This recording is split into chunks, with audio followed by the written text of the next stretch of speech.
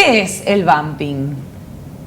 Sí, como dice su nombre, ¿verdad? En inglés, es como una característica que adopta una persona que es noctámbulo, ¿verdad? Que elige la noche para poder hacer actividades. Una de ellas es, por ejemplo, el uso de celulares, ¿verdad?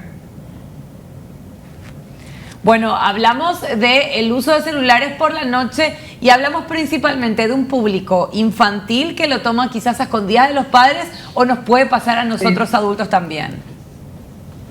Nos puede pasar a todos, solo que en la población infanto-juvenil, obviamente que afecta mucho más en su desarrollo, ¿verdad?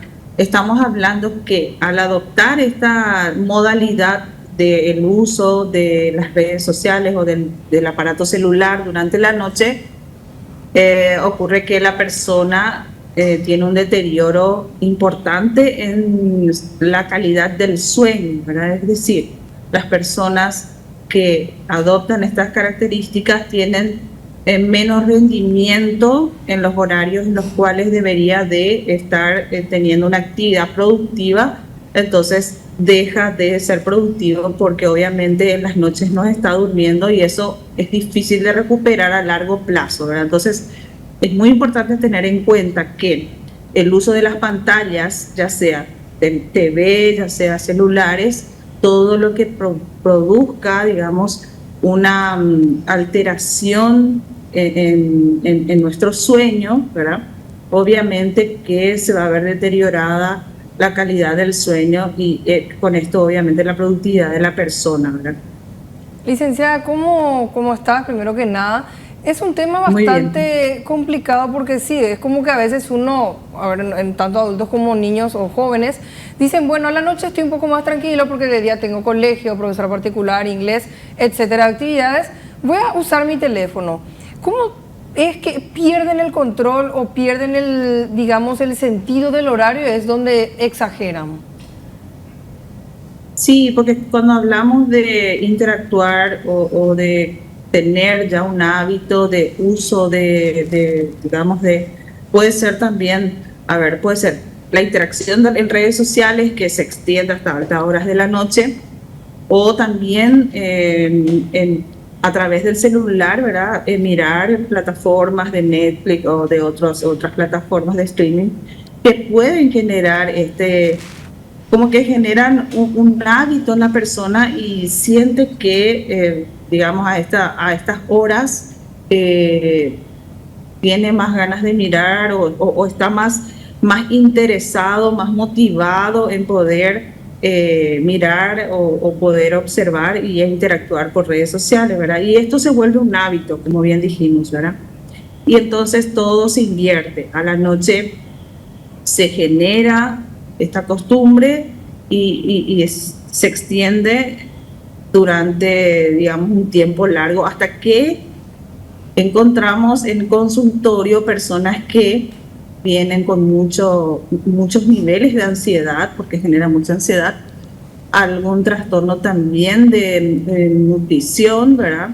Y también la persona sin interactuar no puede conciliar el sueño, ¿verdad? Es decir, de por sí solo no puede conciliar el sueño, entonces tiene que necesariamente interactuar con su celular o con la TV, ¿verdad? Entonces, es decir, primeramente una costumbre, se vuelve un hábito y ese hábito lleva a un deterioro en diferentes dimensiones de la persona. Primeramente, fisiológicamente se altera el sueño, el ciclo del sueño, después empiezan a tener dificultades en su nutrición, ¿sí? Porque al extenderse sus horarios, obviamente que hay un desajuste en lo que sea el desayuno, el almuerzo, entonces la persona empieza a manifestar repercute directamente en el organismo esa costumbre de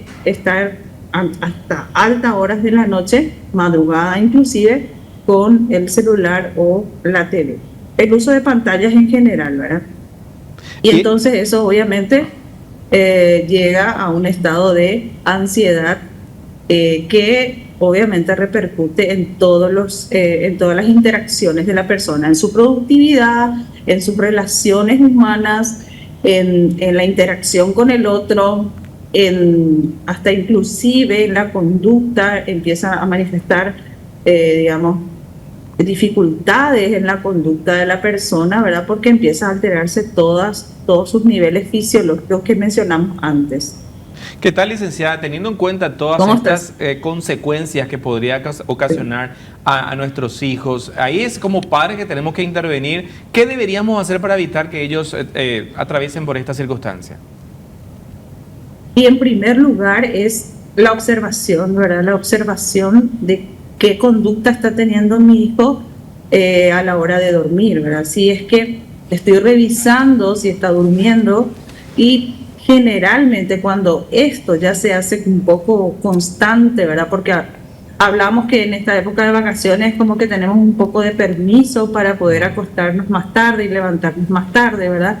Pero en general el hábito vuelve, o sea, vuelve las clases, vuelve toda mi rutina diaria. Entonces yo tengo que empezar a poder sacar aquellas cosas distractores que me están impidiendo tener un buen descanso, ¿verdad? Y como padres, la observación de cómo está durmiendo mi hijo, el poder controlar, ¿verdad? También cuáles son sus hábitos de sueño, cuáles son sus hábitos nutricionales, ¿verdad?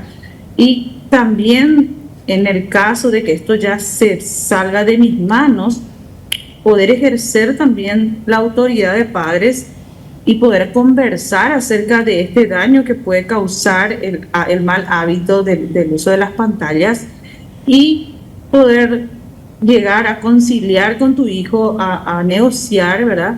De que, bueno, el teléfono solamente se va a usar hasta las 10, hasta las 11 de la noche, y luego lo tengo yo en mi poder como papá, ¿verdad? Entonces esa es una de las maneras que podemos hacer para poder llegar a que entiendan que esto les hace daño, ¿verdad?